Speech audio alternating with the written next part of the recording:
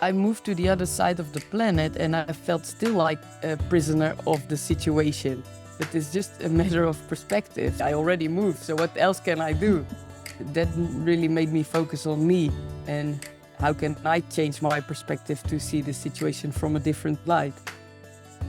Hello, everyone, and welcome to Voices of Peace, where we will be talking about personal stories in our daily lives. And our guests are going to be sharing their stories of forgiveness, their struggles, their obstacles, and how they might have been able to overcome them. Along with my co-host, Fred Luskin, we will be talking about forgiveness and at times live coaching to help our guests and listeners learn how to overcome obstacles to forgiveness. We've got two wonderful ladies today as guests, and I'm so delighted to have them. Parva Moshiri, who is a friend of mine, and I've always called her Parva, but her real name is Parvan, which means butterfly, and she's truly a butterfly and has just done so much in terms of transformation. She was born in Tehran and then moved to London to finish high school and then came to the US to finish her education. And she's got two masters in education and in psychology. And Parva's worked in the Department of Child and Family Services and has had a private practice. And then our other wonderful guest, Judith Janssen, who's got the greatest smile and is just filled with joy. It's just wonderful to have you here too. And Judith was born in the Netherlands, lived in Buenos Aires for a few years, and is now in Madrid. Judith is a experienced trauma-informed coach and facilitator in forgiveness. And she's designed her forgiveness program after going through her own forgiveness process. And her focus is to help us overcome trauma, learning how to forgive, learning how to let go, and to learn how to treat ourselves with love, kindness, and compassion. I want to welcome both of you and to also welcome my co-host, Fred Luskin. Fred, is there anything you'd like to say? I'm less interested in their professional relationship to forgiveness. It often makes it harder for people to speak more real about their own stuff. So this podcast is for people to try to speak as honestly as they feel comfortable about their own experience, not just their intellectual understanding. Great. I'd like to start with Parva. The other day, Parva and I started talking about issues with her mother. And I said, because you're still struggling with forgiveness, you may not even think you're ready for it yet, but you're so willing to share this story about your relationship with her.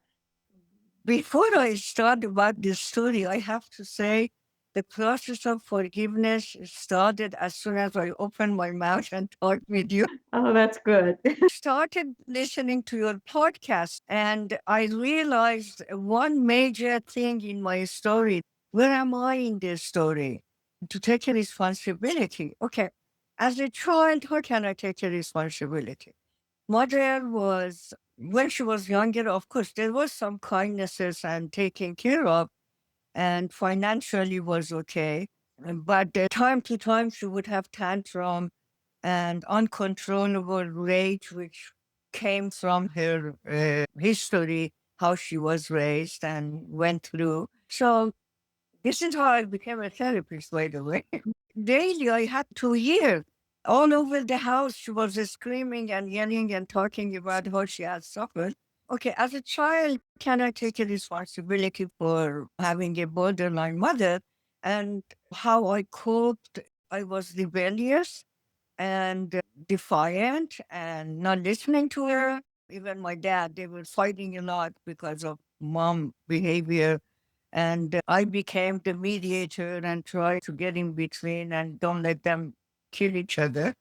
And so it wasn't really that bad because life is happening. We go to school, we come home, lunch is ready. And time to time, mom had this rage coming and angry, and my brothers, and I realized that time to time she, like it built up and she would find an excuse to lash out. So as soon as she would call one of us our name, we would run away and hide. Growing up, I went through a lot. I really raised myself. The hardest part in my life was when I realized I don't have a mother. One good part of it, because I know I'm a very compassionate, caring person. Where did I learn that? And I was raised by my grandmother, my mom's mother, who also was a borderline person, but she adored me and loved me because my mom was a school teacher. So my grandmother really took care of me as an infant. And my grandparents were extremely protective and kind, and they raised me to some degree. So that was the good part. I had a refuge, a place to go and get away with this house situation. When I grew older and went into psychology, I started learning how to put boundaries with my mom because as she was getting older, it was escalating. And I knew a lot about her. Of course, I grew up with her. I knew that what she does, she lashes out and disgraces you and does whatever. And then she becomes extremely nice. You go away. And then she wants to become closer and closer to you again. Because if you're away, she cannot hurt you. And she would get very close to you. And then as soon as you let go and you think, oh, you have a mother, she's kind, she would again do her rage and anger and abuse. So I really put a very strong boundary with her more and more. And she realized she cannot do this with me. And to some degree, of course, the enmeshment is always there. And I took care of her. I took care of my parents in retirement time when they were older. So I had responsibility, but she started hating me. And one thing bothers me sometimes. She died hating me.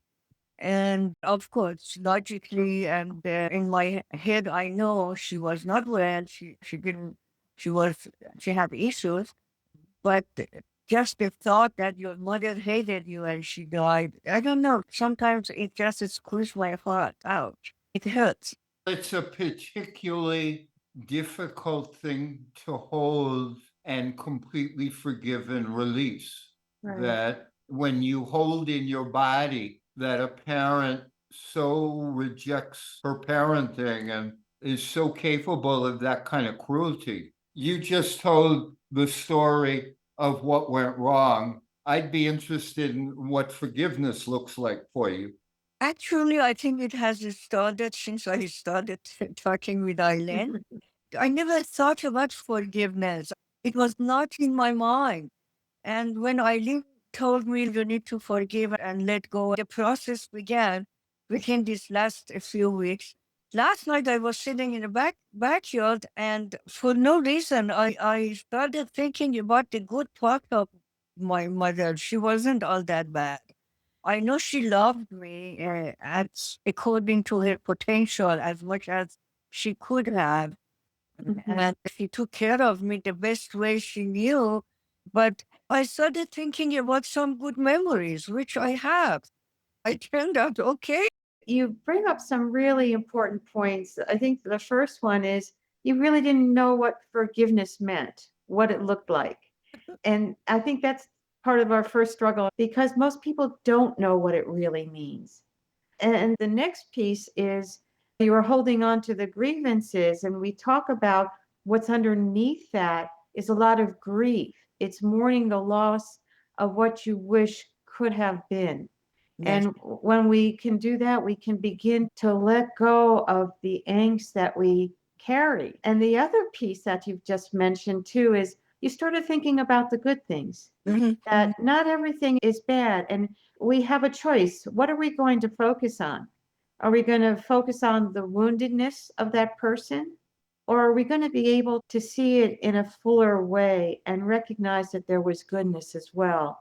And let that goodness stay with us. I would like to get over to Judith right now.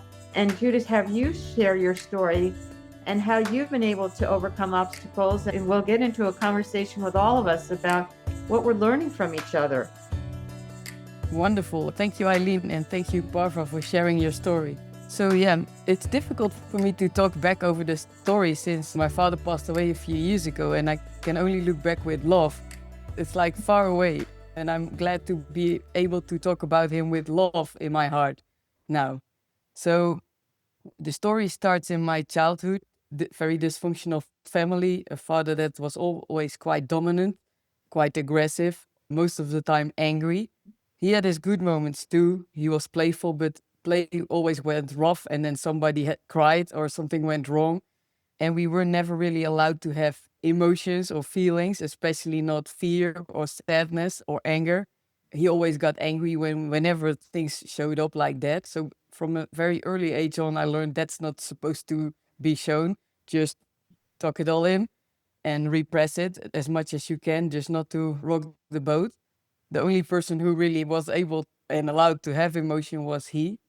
Then I think when I grew older, he went into lots of projects, investment projects, big risky projects, totally against the will of my mother. And since he has these big ideas about himself, all those projects went south and he lost everything that we had.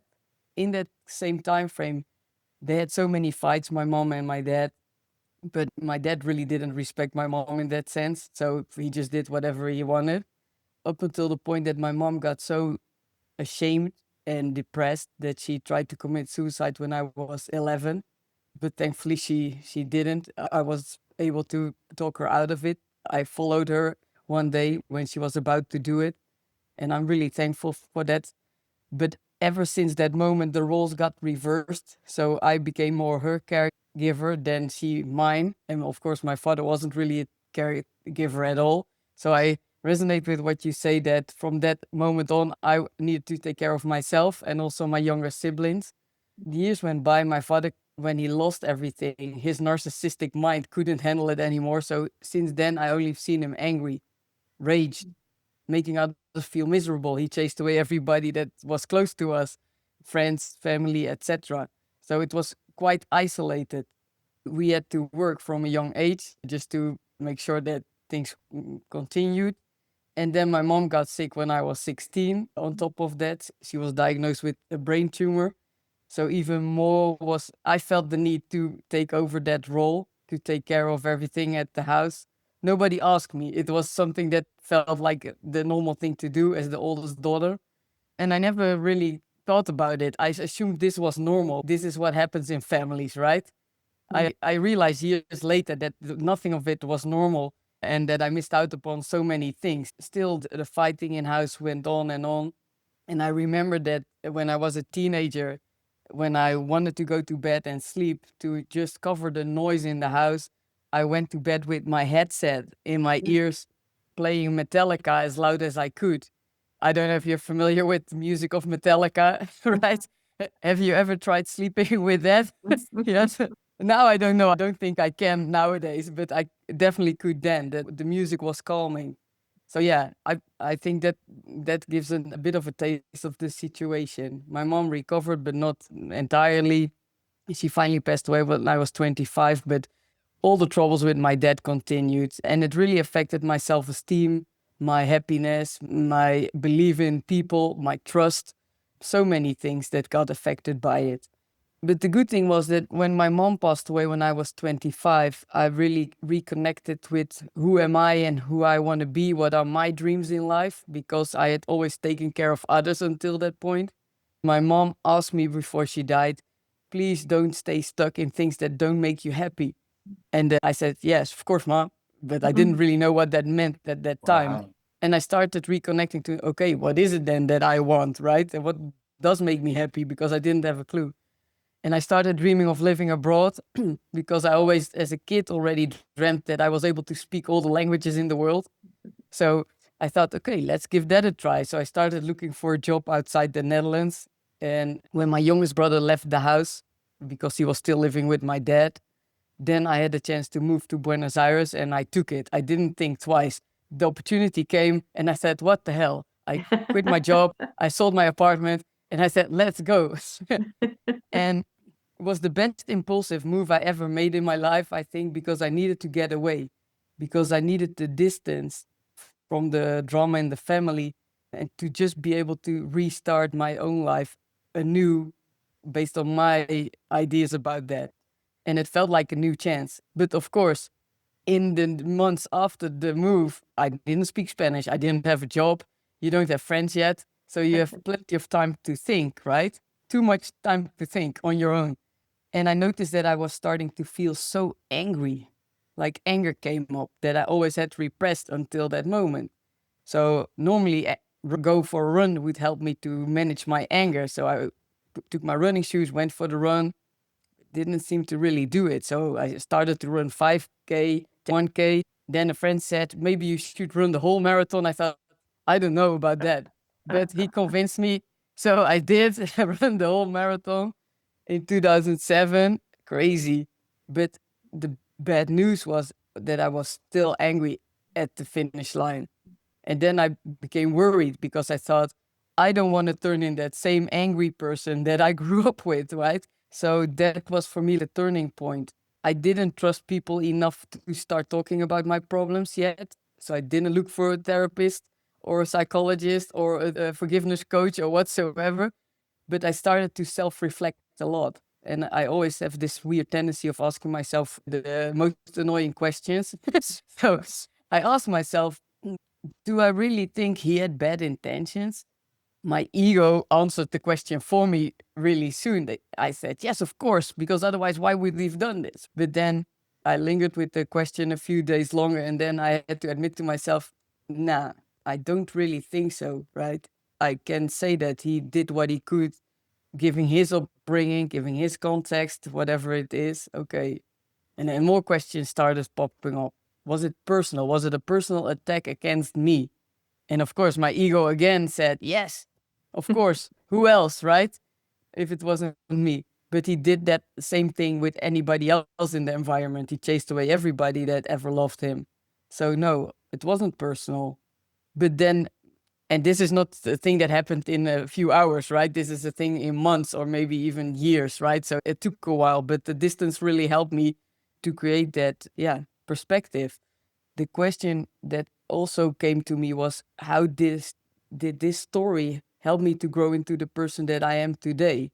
So how did I grow because of it? Did it turn me into a better, more empathetic, wiser person? I hope so, right? That it at least was good for something.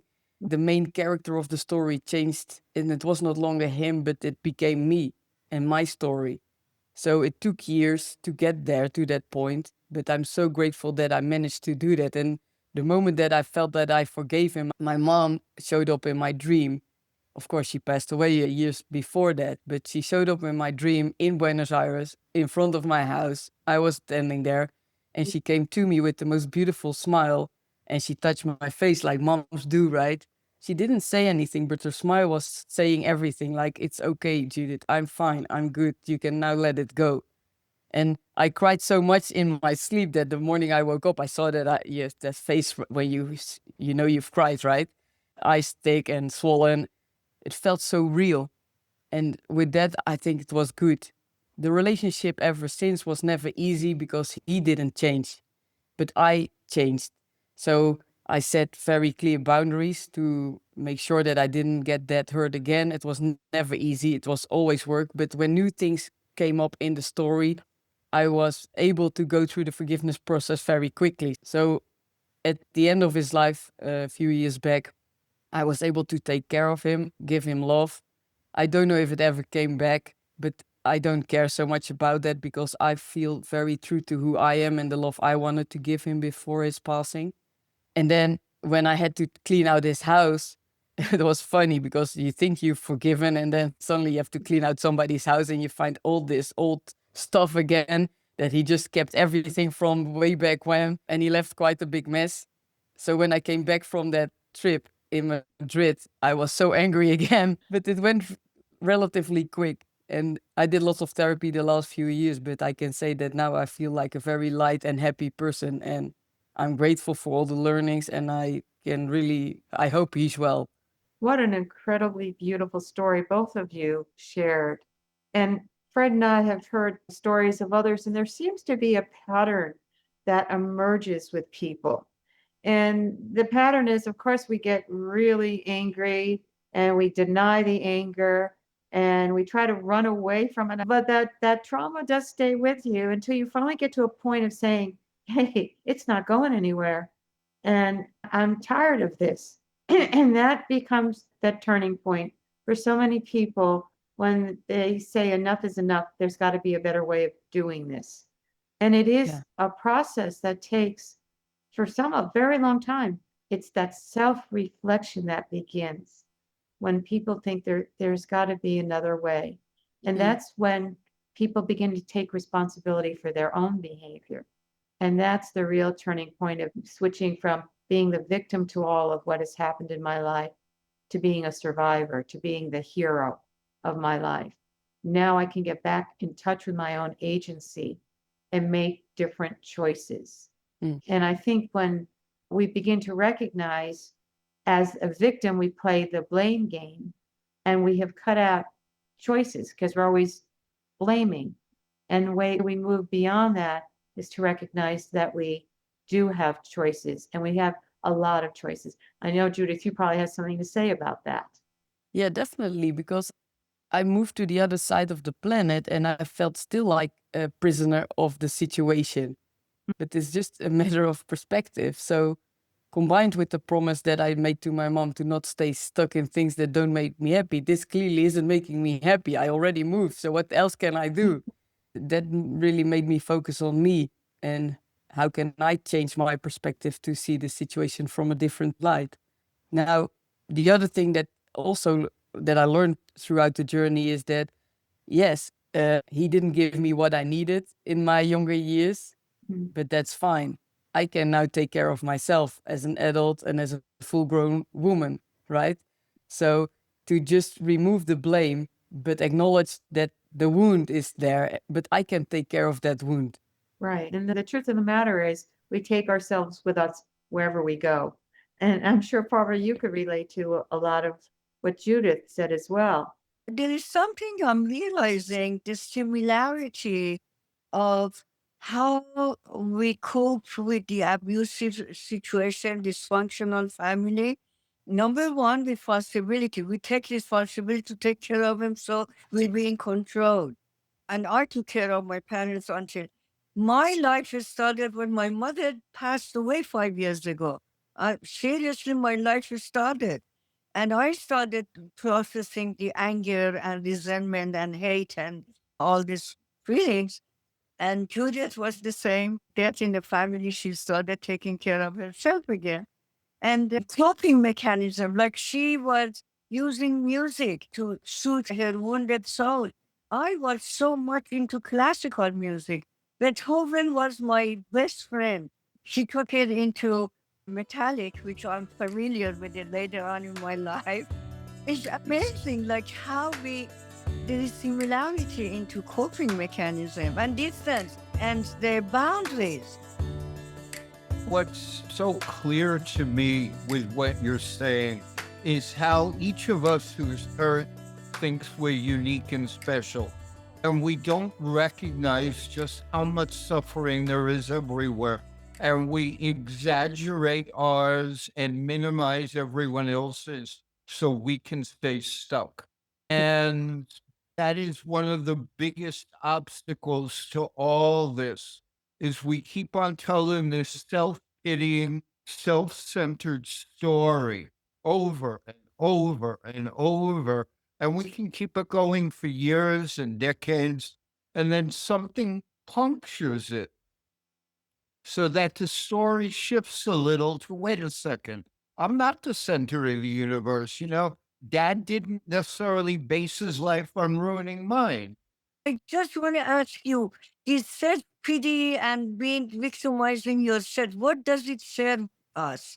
There must be a reason we pick up to become a victim and self-pity, and why do we do that?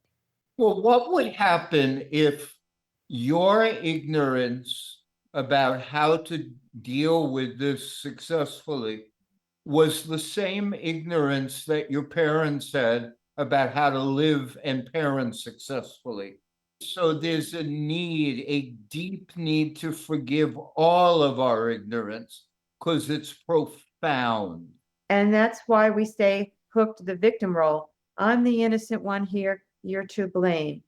And I think that is a major obstacle to our healing until we realize, no, we're not so innocent either, that we're human, we make mistakes.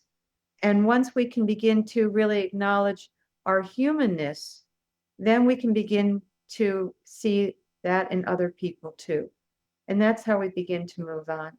Judith, I know you wanted to say something too on that. Yeah, two things. So innocent and morally superior, I think, at least temporarily, right? I'm not as my dad. Oh, you distance yourself and you feel better than him.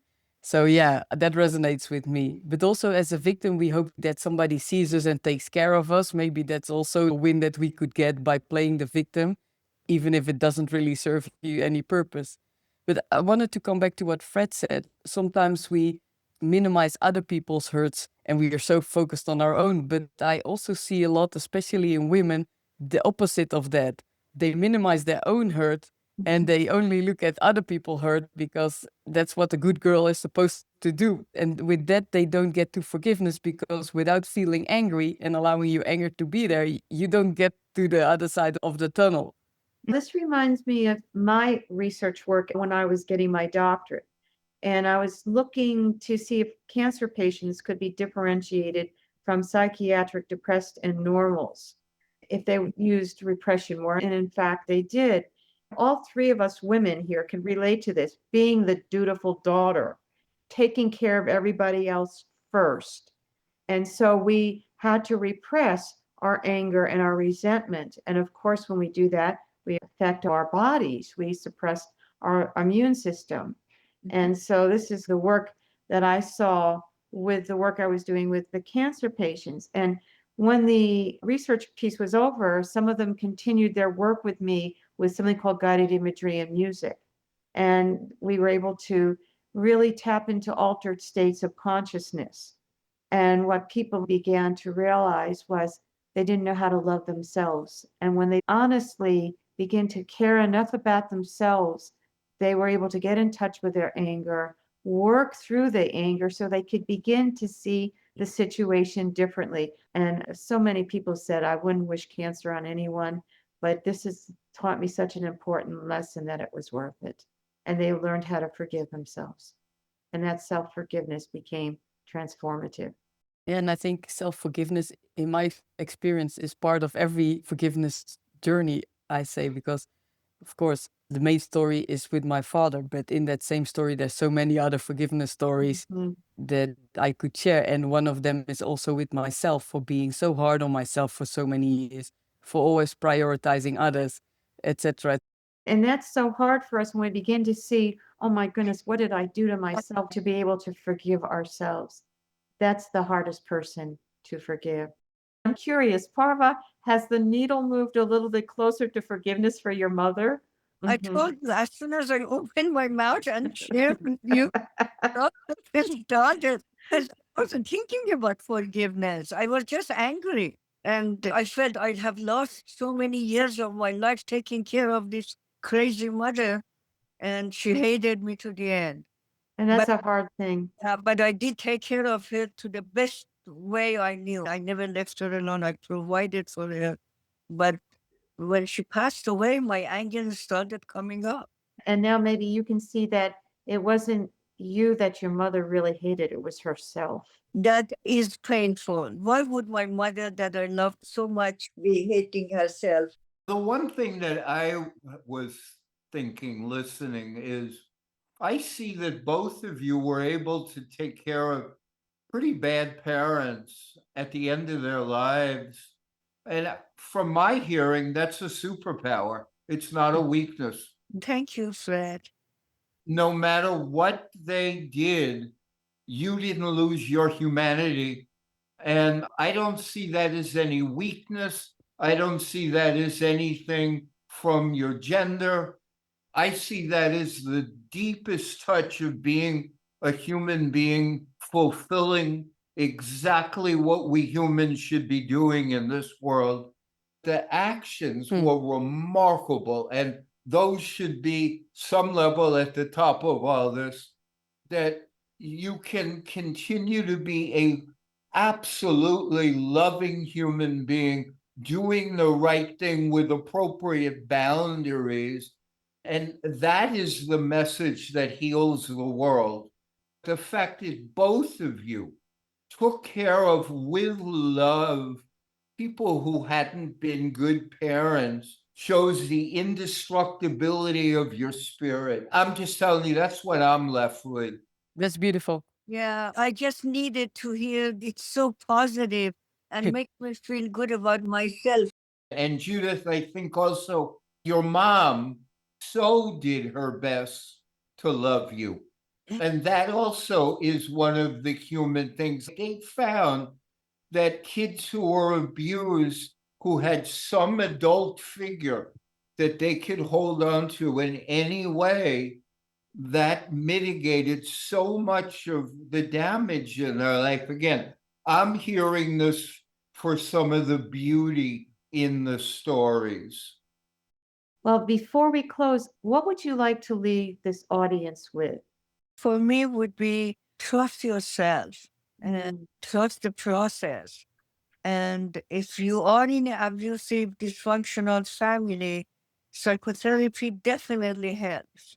It's a must to get to know yourself. That's how I went through my journey.